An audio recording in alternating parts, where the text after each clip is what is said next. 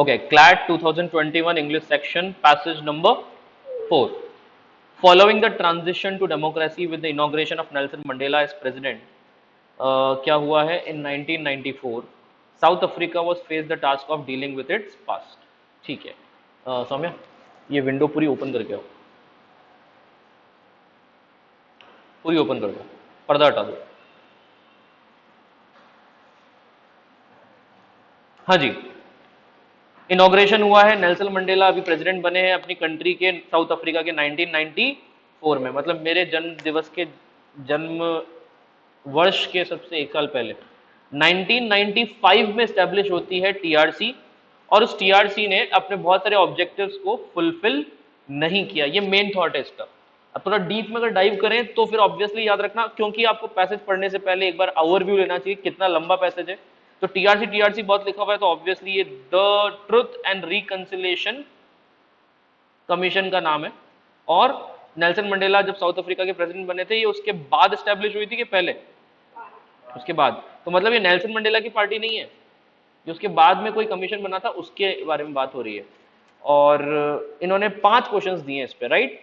एक बार क्वेश्चंस पे नजर डालें तो थोड़ा समझ में आएगा कि क्या क्या पढ़ना है अपने को। जैसे amnesty mean in the context पूछा है, एक following passage least likely to infer पूछा है, जिसमें टीआरसी के बारे में बहुत सारे क्वेश्चन है, राइट, ऑप्शन है। तो ऑब्वियसली टीआरसी पे फोकस ज्यादा करना है। लीस्ट लाइकली टू इन्फर पूछा है ना 19 क्वेश्चन में। बताओ 18 क्वेश्चन में क्या पूछा इन्होंने? Which of the following is not the broader concern. Not the broader concern मतलब 3 ब्रॉडर कंसर्न तो टीआरसी के हैं, ये भी क्वेश्चन टीआरसी पे ही है। अब ये पढ़ो tone of the passage. Obviously पूरा पैसेज पढ़ने के बाद ही समझ में आएगा कि ऑप्टिमिस्टिक है कि थ्रेटनिंग है, पर थोड़ा बहुत 2-3 पैराग्राफ से भी क्लियर हो सकता है। मतलब पैराग्राफ ही 2 है ना। अब बताओ, एक स्टेटस को का मीनिंग पूछा है एज पर द पैसेज। तो अपने पास 2 तो वोकैबुलरी के क्वेश्चन है और 3 टेक्स्ट के क्वेश्चन हैं, जिसमें से 2 तो टीआरसी पे हैं और एक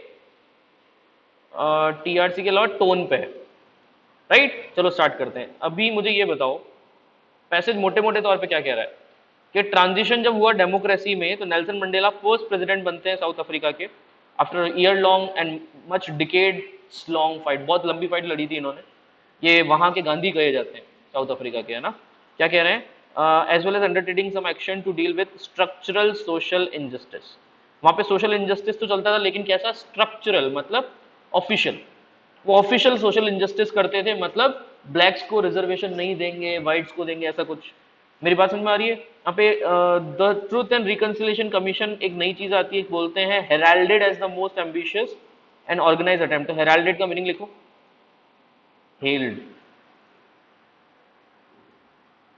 आपने वो बिल पास करते वक्त सुना होगा ना, hail hail hail we all welcome this, वो वाला, कि यहाँ पे उसको बहुत अच्छे से वेलकम किया गया as the most ambitious organize attempt to deal with the crimes of past regime through a concept of truth. तो नेल्सन मंडेला 94 में बनते हैं प्रेसिडेंट, हो सकता है उनका भी रोल हो 95 में इसको स्टैब्लिश करने का। तो ये ऑफिशियल संस्था बनती है कि पुराने जमाने में जितने भी एक्सप्लॉइटेशन ब्लैक्स पे हुए हैं या हम लोगों पे हुए हैं, उन सबको खत्म करना है। सोशल इनजस्टिस को स्ट्रक्चरल तरीके से जो बना हुआ था उसको हटाना है। Came into force in the 19 July, that's okay.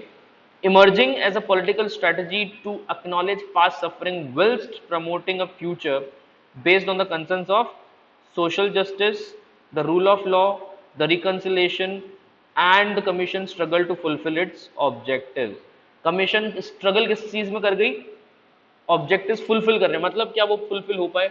नहीं। बाकी बातें तो बहुत शानदार शानदार करी इन्होंने। बोलो, इन्होंने पास्ट सफरिंग को एक्नॉलेज किया। पहली बात, एक्नॉलेज का मतलब होता है जान लेना, कंसर्न दिखाना। To know is acknowledge, don't worry. कह रहा है कि अगर मान लो आपने कोई चीज पहले से है पर उसको अप्रूव नहीं किया, तो क्या वो एक्नॉलेज होगी? अप्रूव करने का मतलब मान लेते हैं जी यस हुआ है, और उसका संज्ञान लेते हुए, हिंदी में वर्ड बोलते हैं संज्ञान। संज्ञान लेते हुए मतलब हमने मतलब मान लिया कि यस पास्ट में हमने बहुत सफर किया है, तो उसको अब सुधारना पड़ेगा कि नहीं? सुधारना पड़ेगा। तो फ्यूचर बनाएंगे, एक future based on concerns of social justice, rule of law, और एक और कौन सा है? रिकंसिलेशन, क्योंकि इसका नाम ही है ट्रुथ एंड रिकंसिलेशन। तो रिकंसिलेशन क्या होता है? Basically responding and recovering what we have lost. Yes और नो? तो इन्होंने रिकंसाइल किया, रिस्पॉन्ड किया कि भाई हम लोगों ने बहुत सफर किया, हम उसको चेंज करेंगे। पर क्या कमीशन अपने ऑब्जेक्टिव में फुलफिल कर पाया? नहीं। अब आते हैं वो 3 चीजें जो लिखी हुई है Although TRC incorporated these broader concerns into the mandate of its three subcommittees. अब mandate का मतलब समझना, mandate is kind of an order. तो उन्होंने एक ऑर्डर पास करके 3 सब कमिटीज भी बनाई थी, किसकी? टीआरसी की। कौन कौन सी थी वो 3 सब कमिटीज जिसको ये लोग चाह रहे थे इनकॉर्पोरेट करना ब्रॉडर कंसर्न्स को? इनकॉर्पोरेट करने का मतलब होता है इंक्लूड करना। क्या बोला मैंने?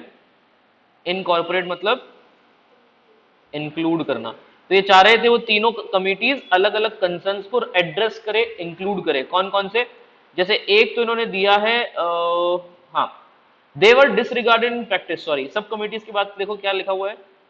उन कमिटीज को रिगार्ड किया गया, डिसरिगार्ड। डिसरिगार्ड मतलब उन कमिटीज को किसी ने भाव नहीं दिए, उनकी प्रैक्टिस में कोई वैल्यू नहीं थी। इन प्रैक्टिस मतलब समझ गए ना, ग्राउंड पर उसकी कोई वैल्यू नहीं थी। These sub committees which reflected concerns of human rights violations, amnesty and reparation and rehabilitation. बताओ 3 कंसर्न्स थे उसके, कौन कौन से? एमनेस्टी, ह्यूमन राइट्स वायलेशन और तीसरा कौन सा? Reparation and rehabilitation. पहला तो एमनेस्टी पहला ह्यूमन राइट्स वायलेशन तो समझ में आ गया होगा कि ह्यूमन राइट वायलेशन जहां हुए पहले तो उसका रिकंसिलेशन करना है, मतलब उसको सही करना है। दूसरा एमनेस्टी करनी है, मतलब माफी देनी। Amnesty is pardon and that too official pardon. माफी देना है, पार्डन लिख दो, पार्डन, PARDON। मुझे बताओ माफी इस तरीके से देनी है कि भाई सामने वाले को अगर गलत तरीके से उसको केस में बंद किया है, ब्लैक्स को बहुत बार क्या बिना केस के बंद कर देते थे, तो ये कह रहे थे अब हम उनको फ्री करवाएंगे। तो दूसरा समझ में आया एमनेस्टी। एमनेस्टी इंटरनेशनल भी पूरे वर्ल्ड में, ध्यान रखना, जो उन लोगों के लिए फेवर करती है जो गलत तरीके से विक्टिमाइज किए जाते हैं, लीगल पर्सन फंस गए, तो एमनेस्टी उनको कैसे ना कैसे फ्री करवाती है, सजा जुड़वाती है। अच्छा, एक्सप्लॉयटेशन बहुत ज्यादा हो जाता है कभी किसी का, तो किसी का एक्सप्लॉयटेशन इतना बढ़ गया तो एमनेस्टी इंटरनेशनल उसकी ह्यूमन राइट्स का भी ध्यान रखती है। मुझे बताओ तीसरा क्या था? रेपरेशन और रिहैबिलिटेशन। रेपरेशन का मतलब वही रिपेरेशन। बताओ रिपेयर मतलब समझ में आता है? तो रेपरेशन भी क्या होते हैं? पास्ट की कुछ फिक्सिंग करनी है। फिक्सिंग मतलब कुछ गड़बड़ हो गई थी, उसको सुधारना है, रिकवरिंग कह सकते हो। और रिहैबिलिटेशन मतलब बताओ? रिहैबिलिटेशन मतलब reset, you can say reset to their homes, reset to their homes. Tell me, habilitation मतलब घर, और रिहैब मतलब उसको वापस ले जाते हैं। इसको शॉर्ट फॉर्म में रिहैब भी कहते हैं, ध्यान रखना। what we call this to short form है ना, rehab। were not coupled with some of the form of social transformation। लेकिन ये तीनों ही सोशल ट्रांसफॉर्मेशन के साथ कपल्ड थी या नहीं थी? सोशल ट्रांसफॉर्मेशन से कपल्ड नहीं थी भाई। एक तो माफी करने वाला, एक ह्यूमन राइट्स वायलेशन, और तीसरा था रिहैबिलिटेशन और रिपरेशन, कि हम जो भी खोया है उसको वापस रिकवर करेंगे, और जिसके घर टूट गए थे उनको वापस बनवाएंगे, जो भाग गए थे उनको वापस अपने घर छोड़ेंगे। कश्मीरी पंडित का हुआ है रिहैबिलिटेशन, यस और नो? मोदी जी ने बोला है अपने घर पर वापस जा सकते हो आप, कश्मीर खुला है आपके लिए। याद आया? यहां तक समझ में आया? तो लिखा हुआ है। क्या ये खुश है क्या इससे? टीआरसी से लोग खुश नहीं है। The public transition from apartheid. अब अपार्थीड का मतलब लिखो पहले, नया आपके लिए। क्या होता है अपार्थीड? हाँ, रेसिज्म कह सकते हो, लिख लो। एंड दैट टू रेसिज्म कहाँ? इन ऑफिसेस। मतलब ये ऑफिशियल रेसिज्म हुआ कि नहीं, है ना? स्ट्रक्चरल रेसिज्म की बात नहीं कर रहे थे अपन, सोशल इनजस्टिस की स्ट्रक्चरल, वो वाला। तो अपार्थीड में क्या होता था? व्हाइट्स को फेवर करते थे और ब्लैक को हटा देते थे नौकरी से आराम से। तो public transition from apartheid established through a negotiated settlement rather than a revolutionary process frame the commission powers. उससे कमीशन की पावर बनती थी। ठीक है, क्या हुआ था इससे? एक बात बताओ, ब्लैक्स की पावर्स कम थी, व्हाइट्स की ज्यादा थी, तो नेगोशिएशन हुआ था इसमें, ना कि कोई रिवॉल्यूशन। ये लिखा हुआ है। सॉरी। तो टीआरसी कमीशन ने क्या किया? Establish through a negotiated settlement public transition from a apartheid establish through a negotiated settlement rather than a revolutionary process. मतलब साउथ अफ्रीका में ये जो टीआरसी ने ये काम किया है अपार्थीड को हटाने का, ये कोई रिवॉल्यूशनरी प्रोसेस से नहीं हुआ है कि व्हाइट्स को ओवरथ्रो कर दिया उन्होंने प्रोटेस्ट कर करके। हाँ, एग्रीमेंट किया उनसे कि चलो तुम लोग अब हमारी नौकरियां वोकरियां जो है वापस दो हमको, ब्लैक्स को, और उसके बदले में हम आपका भी थोड़ा बहुत ध्यान रखेंगे। This is called negotiation. क्या कहते हैं इसको? तो बताओ, नेगोशिएशन दोनों तरफ जीतना होता है या सब कुछ छीन लेना होता है? जीतना। रिवॉल्यूशन में क्या होता है? हम सब कुछ छीन लेते हैं। तो बताओ, फ्रेम द कमीशन, और इसी वजह से कमीशन की पावर बढ़ गई, क्योंकि वो कमीशन ही तो थी जो रीसेटलमेंट कर रही थी कि आपको कितनी नौकरियां वापस लेनी है और कितने आपके अधिकार भी रखने हैं। आया। Shaped by historical context of the particular transition, the TRC was careful not to rock the structural board। और क्योंकि ये नेगोशिएशन हुआ था कि भाई गिव एंड टेक होगा अगर आपको फ्रीडम वापस चाहिए तो इसीलिए वो लोग स्ट्रक्चरल बोर्ड को हिला देने वाले नहीं थे, जबकि उनके टारगेट्स बहुत अच्छे थे पर वो कर नहीं पाए उसको, या करना चाहते भी नहीं थे। समझे मेरी बात? वाइट्स को अपनी पोजीशन में बने रह देना और ब्लैक्स को थोड़ी बहुत नौकरी देकर उनको खुश कर देना, ये नेगोशिएशन हुआ है। तो बताओ, उन्होंने स्ट्रक्चरल बॉन्ड को नॉट टू लिखा हुआ है, careful not to rock it. Rock समझ गए? हिला देने के लिए वो तैयार नहीं थे। Rather than pursuing truth and justice as an integrated feature of social transformation, है ना, ट्रूथ और जस्टिस को परस्यू करने की जगह उन्होंने क्या किया, इंटीग्रेटेड फ्यूचर था, जबकि ये सोशल ट्रांसफॉर्मेशन का, अगर सोशल ट्रांसफॉर्मेशन लाना है तो किसके साथ देना पड़ेगा, ट्रूथ और जस्टिस का।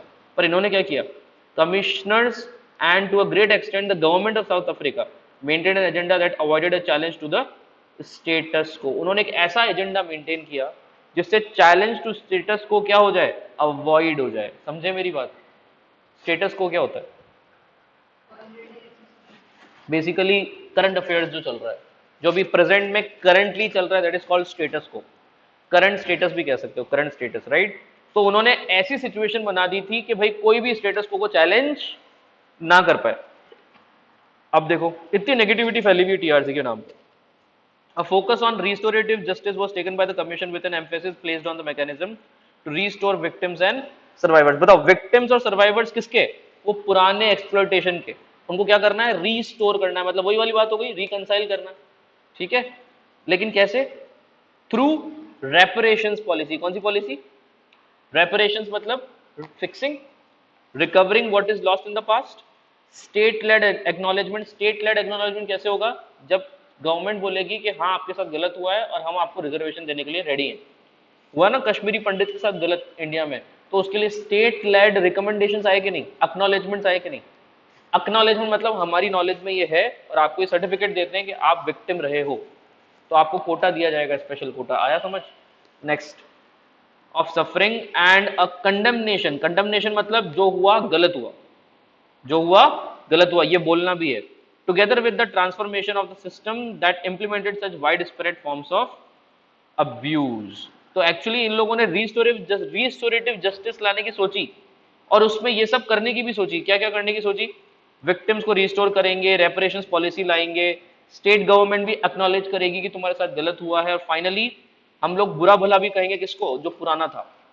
ठीक है, और उसके साथ सोशल ट्रांसफॉर्मेशन भी। मतलब सपने तो बहुत अच्छे अच्छे दिखाए इन्होंने, ये सारे एलिमेंट सपनों वाले हैं। The system that implemented such wide spread forms of abuse, और उस सिस्टम को भी गालियां देंगे जो सिस्टम ने इतना बड़े लेवल पे अब्यूज फैलाया है। कौन सा, पुराना सिस्टम। फिर क्या हुआ, the priority of changing the apartheid conditions of gross inequality in operation provided a backdrop to the approval of TRC. और इन्हीं सब की वजह से ये प्रायोरिटी जो थी ना हमारी, प्रायोरिटी कि भाई आपको कंडीशंस को ग्रॉस इनइक्वालिटी से और ऑपरेशन से चेंज करना पड़ेगा। ऑपरेशन क्या होता है, ऑपरेशन क्या होता है, इलाज मत बोलना ना, हाँ, किसी को सप्रेस करना में सप्रेशन कौन झेलता है, दबने वाला। ऑपरेशन कौन झेलता है, दबाने वाला। तो ऑपरेशन तो अच्छी पावरफुल चीज हुई, और सप्रेशन क्या हुआ, दबना। तो जल्दी से बताओ, ऑपरेशन और इनइक्वालिटी को हटाना था कि नहीं। तो इसको हटाने के इतने सारे बढ़िया बढ़िया जो तरीके बताए ना इन्होंने, इसकी वजह से इनको एक बैकड्रॉप मिल गया था to the approval of TRC. इसीलिए टीआरसी को क्या मिल गया, अप्रूवल, कि हाँ जी आप हमारा काम कर सकते हो, by those who had suffered. सही बात है, तो जिन लोगों ने सफरिंग करी है उनकी तरफ से अप्रूवल मिल गया कि हाँ सही है, आप बिल्कुल सही काम कर रहे हो, fine. More difficult to accept was the provision of amnesty. अब बताओ ज्यादा डिफिकल्ट क्या था, ज्यादा डिफिकल्ट ये था कि एमनेस्टी को हम लोगों को एक्सेप्ट करना था उन लोगों के लिए, to those who had undertaken violations of human rights. जिन्होंने ह्यूमन राइट्स का वायलेशन किया था उनको भी एमनेस्टी मिल रही थी। ये एक्सेप्ट करना बहुत डिफिकल्टी वाला काम है, ये समझे मेरी बात। मतलब वो लोग गून्स एंड डेकॉइट्स को भी क्या कर रहे थे, माफ कर रहे थे। आया समझ? जो लोग ह्यूमन राइट्स का क्या कर चुके हैं, वायलेशन कर चुके हैं, क्या उनको एमनेस्टी मिलनी चाहिए थी, नहीं। जबकि उनकी एमनेस्टी वाली जो सब कमेटी थी वो कर रही थी काम।